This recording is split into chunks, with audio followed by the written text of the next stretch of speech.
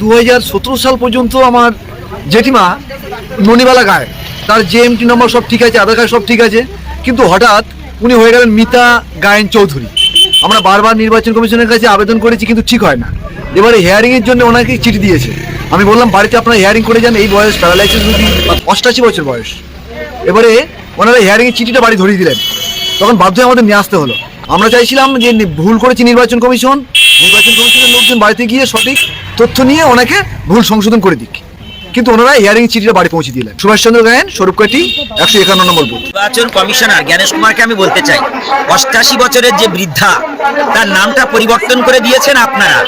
তার এপিক কার্ডের যে জেএমটি নাম্বার আছে সেটা যখন স্ক্যান করা হচ্ছে তার নাম বেরোচ্ছে ননিবালা, আপনারা দিয়েছেন মিতা। তাকে হিয়ারিং এর জন্য ডেকে এনেছেন। আপনার কাছে প্রশ্ন, আপনার বাড়ির কেউ যদি 88 বছর হতো আপনি ডেকে আনতে পারতেন না?